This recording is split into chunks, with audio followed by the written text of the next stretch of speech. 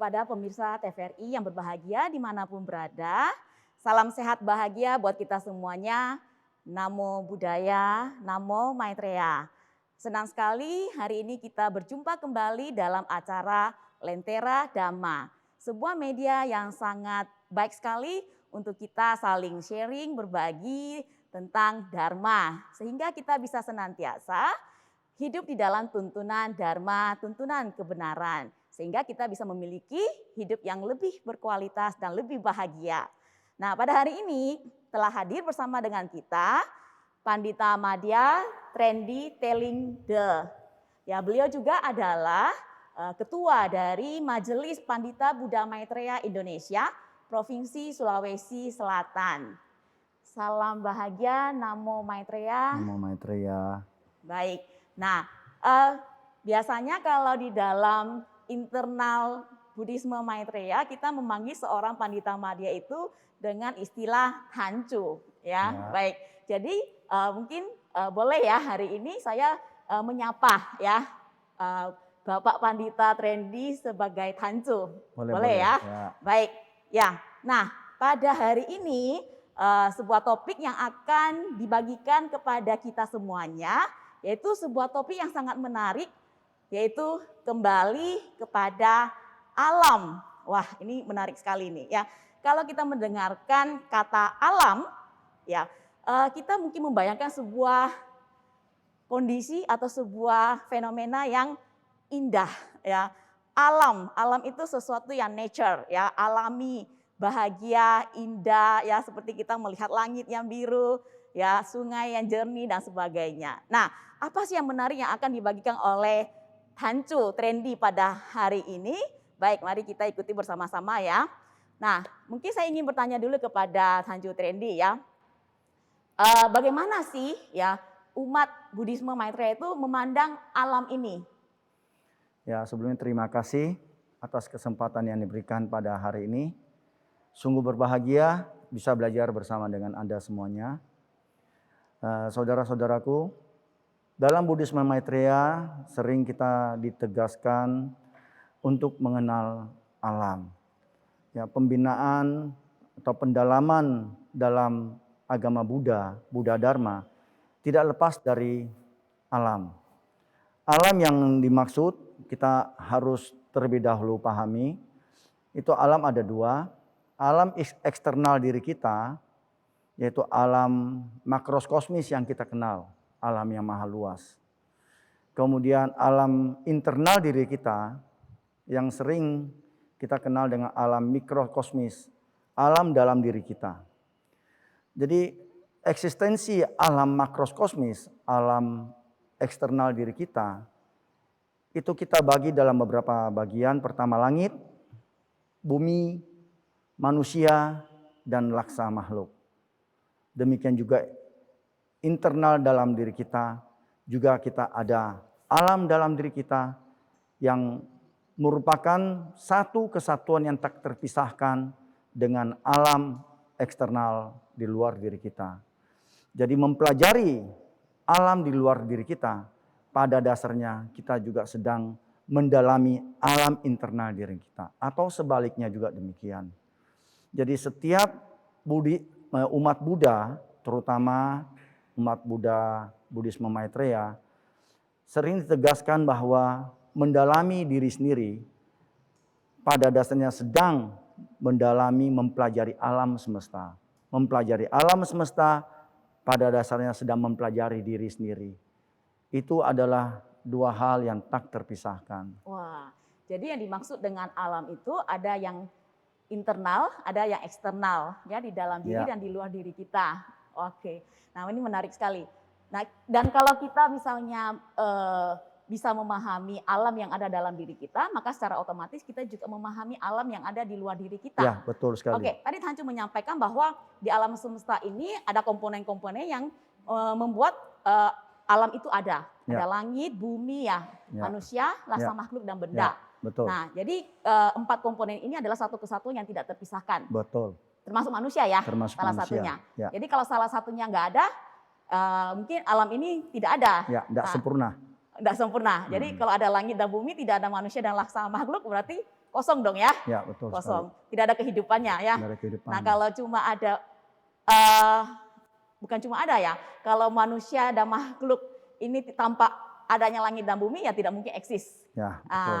Jadi kita melihat bahwa ini adalah sebuah komponen yang tidak terpisahkan. Nah yang menarik ini tadi Hancu berbicara tentang alam yang ada dalam diri kita dengan alam di luar diri kita.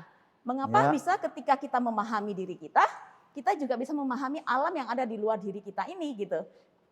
Apakah dia ada satu kebenaran ya yang kita bisa dapatkan.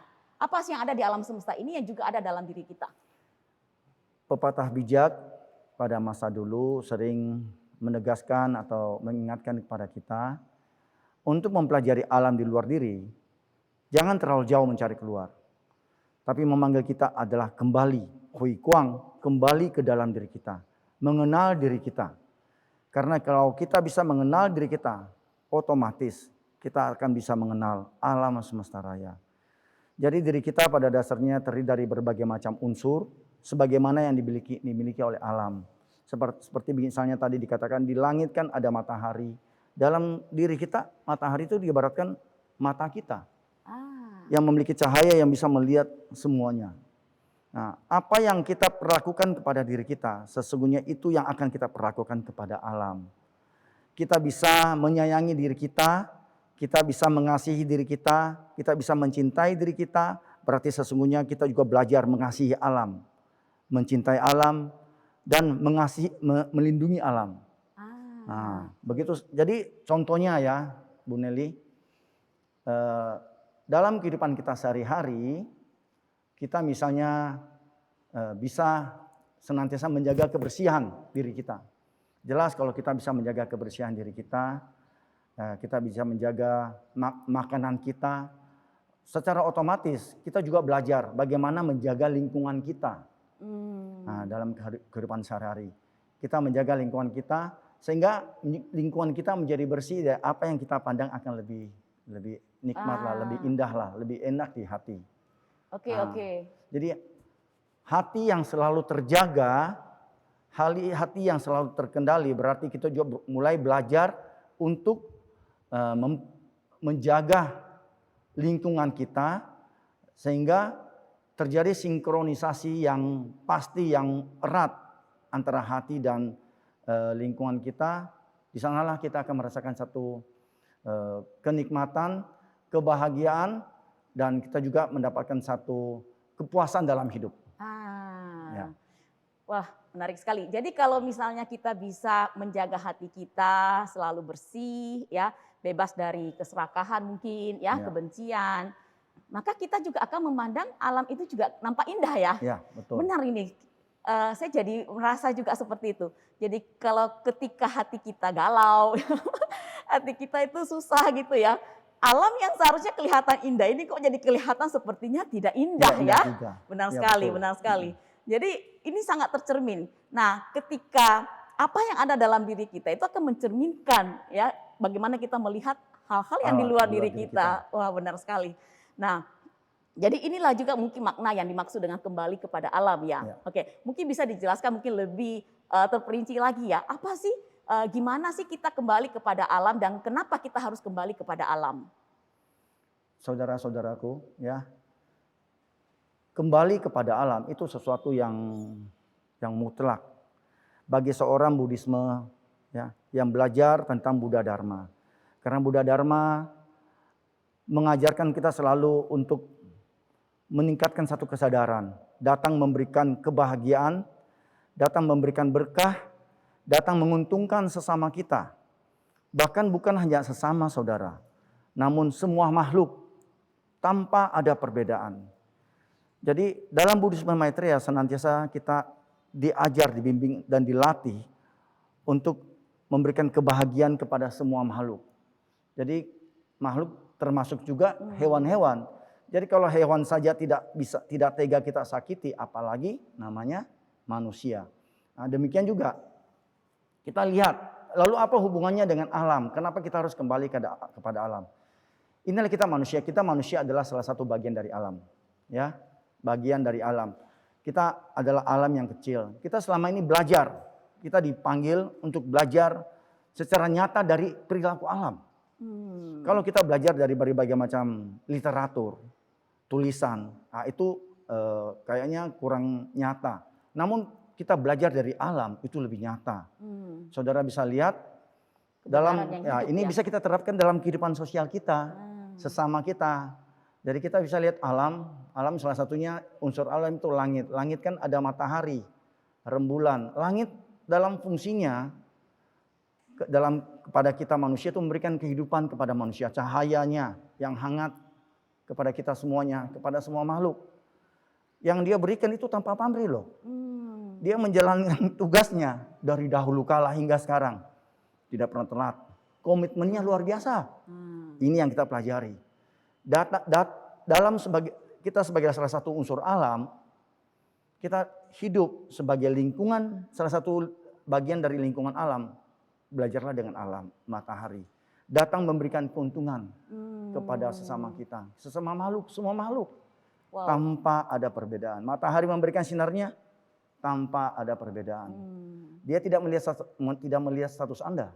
Dia tidak melihat tingkat pendidikan Anda, warna kulit, suku, agama, budaya. Tidak. Tinggi, pendek, gemuk, kurus, cantik, jelek, semua tidak ada perbedaan. Saatnya dia terbit, dia akan terbit. Saatnya dia akan tenggelam, dia akan tenggelam. Dan itu berkomitmen dari dahulu hingga sekarang. Wow. Tiada akhir. Ini luar biasa.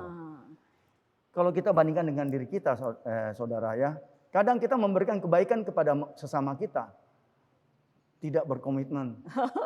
Saat kita memberikan, kita pilih-pilih. Yang baik sama saya berikan. Yang tidak baik sama saya tidak mau berikan. Kita memilih, saudara. Kalaupun kita memberikan kebaikan kepada sesama kita tanpa ada perbedaan, tapi tidak ada komitmen. Kadang kita berikan, kadang tidak, berubah terus. Kita manusia penuh dengan perubahan. Alam tidak pernah berubah, saudara.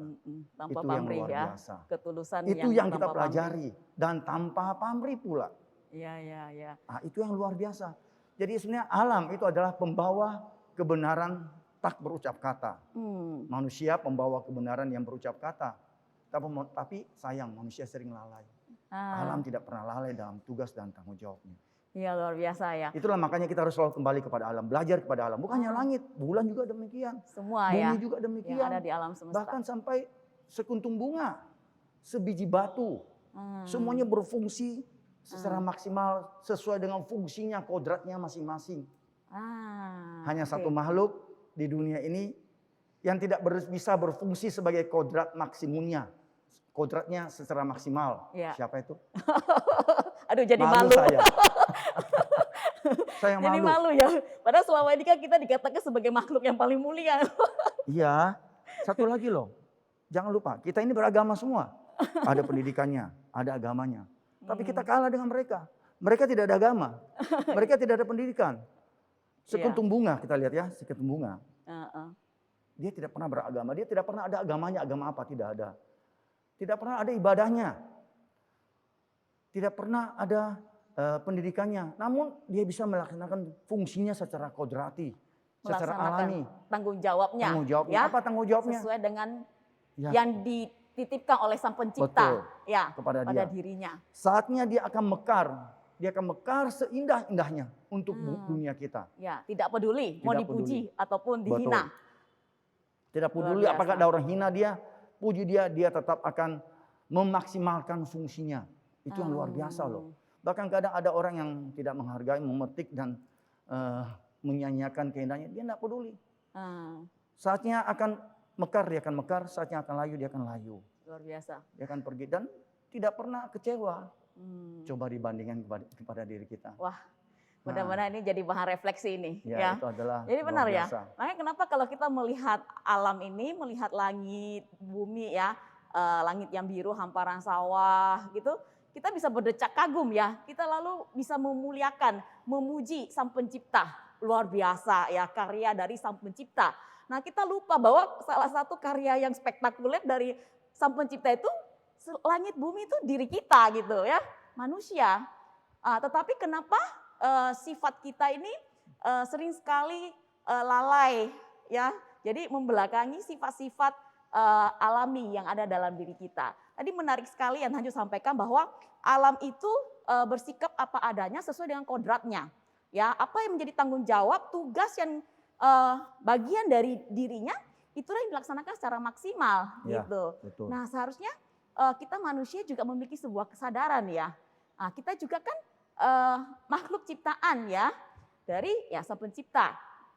Nah, jadi seharusnya ya kita juga bisa mulia seperti alam semesta ini.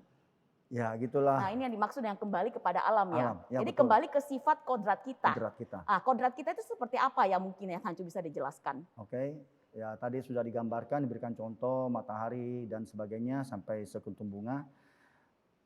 Alam adalah guru kita yang tak berucap kata. Dia adalah guru kita, teladan kita tidak pernah berucap kata. Tidak pernah berceramah, berpidato, tapi dia melakukan secara nyata. Dan itu adalah kebenaran. Kebenaran yang diucapkan, itu bukan kebenaran saudara. Tapi kebenaran yang dipraktekkan itulah kebenaran yang nyata. Jadi kita belajar dengan alam, berarti kita harus belajar menerapkan, melaksanakan apa yang harus kita lakukan secara alami. Alam kita lihat, alam eksternal diciptakan oleh Tuhan, oleh Sang Pencipta, adalah datang memberikan keuntungan kepada semua makhluk dan kepada sesama tanpa perbedaan. Dia tanpa kata-kata, tak berucap kata. Dan sama-sama kita juga mengakui kita sebagai makhluk manusia, ciptaan Tuhan merupakan ciptaan yang paling sempurna, harusnya kita semulia, setara dengan alam. Itu harusnya demikian, kodratnya demikian. Namun jika kita mengatakan kita bisa setara, semulia dengan alam, maka sikap dan perilaku kita harus harmonis dengan alam. Sejajar dengan alam, datang memberikan keuntungan kepada alam, kepada langit, kepada bumi, kepada sesama kita, kepada semua makhluk. Bukan sebaliknya sekarang kita lihat, kita justru mengeksploitasi alam. Kita kemudian belajar bagaimana mengambil keuntungan dari sesama kita. Kita tidak pernah peduli dia bagaimana, dia rugi kah, dia bagaimana. Yang penting saya untung lah, saya cuan duluan. Apalagi terhadap makhluk-makhluk di bawah kita, hewan-hewan, lebih-lebih lagi. Wah, ini ada satu poin penting yang saya tadi tangkap ya dari yang Hancu sampaikan ini. Sifat kita sangat bertolak belakang dengan alam. Ya. Nah, alam itu selalu memberikan kebaikan tanpa pamrih, tulus, ya. Jadi mencerminkan kemuliaan dari Sang Penciptanya. Nah, sedangkan kita manusia terbalik. Terbalik. Jadi kalau alam itu memberi, kita selalu ingin mendapatkan. Menerima, meminta. Jadi kalau alam itu selalu berdedikasi dan berkorban, kita selalu mencari keuntungan. Gitu ya. Nah, sehingga semakin hari kita semakin jauh dari alam. Betul. Jadi sifat-sifat kita ini semakin tidak alami gitu ya. Padahal sebenarnya secara kodrati kita kan juga makhluk ciptaan Tuhan yang paling mulia ya. Jadi seharusnya kemuliaan itu dari mana sih? Seperti yang tadi Hancu sampaikan ya. Dari kita melihat bagaimana alam ini memberikan kebaikan kepada setiap manusia tanpa pamrih ya, dan selalu konsisten komitmen, tidak pernah berubah dari dahulu kala sampai sekarang ini dan selama-lamanya. Ya, luar biasa sekali. Nah, jadi sebenarnya kehidupan kita ini tujuan kita adalah bagaimana kita bisa hidup harmonis ya dengan alam ini. Jadi tidak ada tujuan yang lain. Tujuannya adalah supaya kita bisa mencapai kebahagiaan bersama. Betul. Nah, mungkin Hancu bisa jelaskan bagaimana sih yang dikatakan dengan hidup harmonis dengan alam. Baik itu mungkin di dalam kehidupan kita berkeluarga, bermasyarakat, ya atau bernegara. Gimana supaya kita bisa hidup bahagia, yaitu hidup yang harmonis dengan alam. Ya, ini semua kembali kepada proses pelatihan diri kita. Dalam Buddhisme Maitreya, saudara, kita selalu ditegaskan bahwa tujuan kehidupan kita, tujuan kita mempelajari Buddha Dharma, tidak lain tidak bukan adalah apa? Sama-sama pasti mau bahagia. Bahagia. Bukankah demikian? Benar. Bahagia yang kita maksud ini bukan berarti bahagia dalam arti materi loh. Enggak lah. Itu bahagia duniawi. Kepuasan bukan ya materi. Ya, kepuasan materi yang tidak akan ada habis-habisnya. Ya. Yang sangat terbatas, maaf. Yang sangat terbatas Ya. dan penuh perubahan. Nah, kebahagiaan yang kita maksud kali ini adalah kebahagiaan spiritual.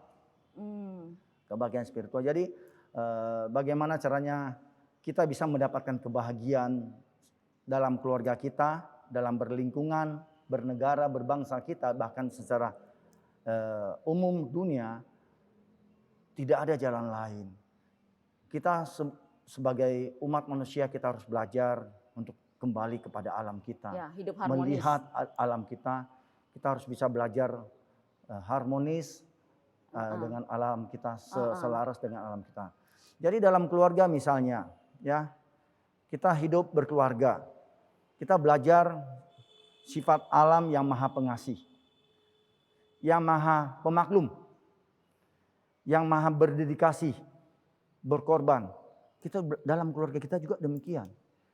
Kita melaksanakan kewajiban kita, memberikan maha pemakluman kita, pengampunan kita kepada sesama anggota keluarga kita. Kita manusia kan tidak luput dari kesalahan. Ya, kadang ini yang paling sering terjadi. Kadang dalam keluarga ada salah satu saudara kita atau anak-anak kita atau istri suami kita melakukan kesalahan sedikit saja. Kita kadang tidak bisa menerima, betul. Kita kadang menuntut berlebihan. Ya. Nah, kita menuntut berlebihan dengan satu dalih, saya sudah kerja berat di luar. Kenapa kau di rumah kok tidak bisa mengerti? Kita selalu menuntut pemahaman, pemakluman. Berarti kita sudah bertentangan dengan alam. Bertentangan dengan alam. Alam kan tidak pernah begitu ya sifatnya. Ya. Alam hanya tahu memberi.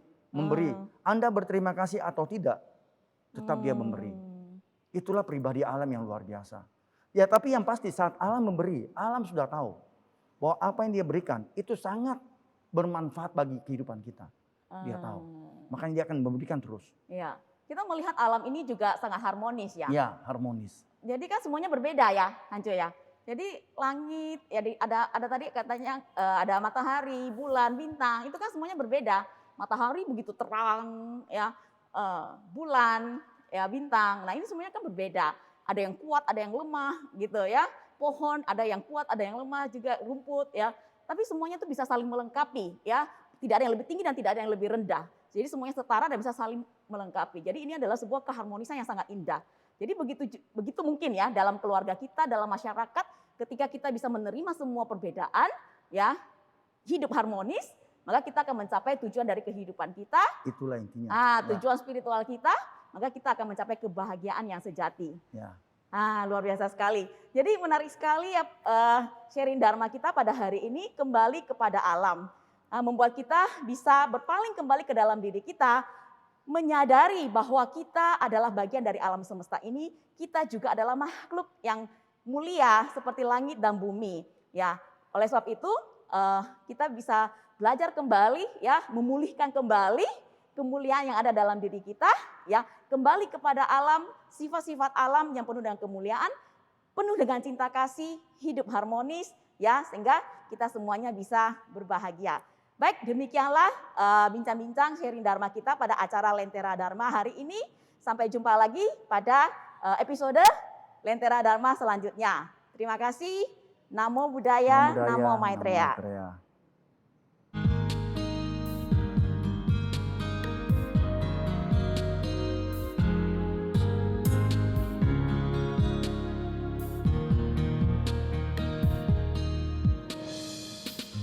Semua insan hadir di dunia dalam kasih Sang Kuasa. Semua bawa kisah hidup tersendiri. Wow, wow. Bagai kertas yang putih, mari kita ukir kisah yang penuh makna. Bagai sebatang lilin, leburkan diri untuk terangi dunia mulia. Sepanjang masa, bagai bunga sakura di tengah hujan salju, semakin diterpa, semakin harum bau wangi.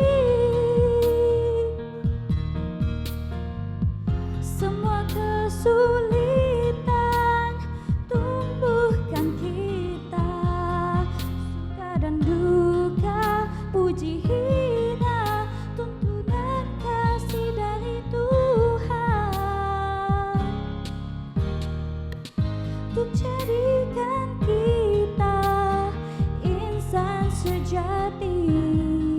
Segala yang terjadi ada dalam kuasa-Nya.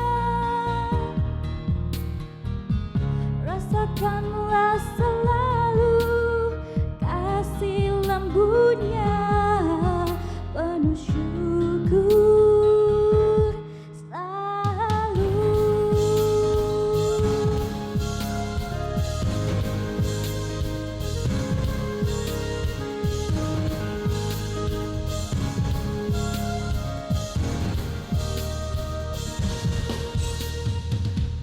Semua insan hadir di dunia dalam kasih Sang Kuasa. Semua bawa kisah hidup tersendiri. Bagai kertas yang putih, mari kita ukir kisah yang penuh makna.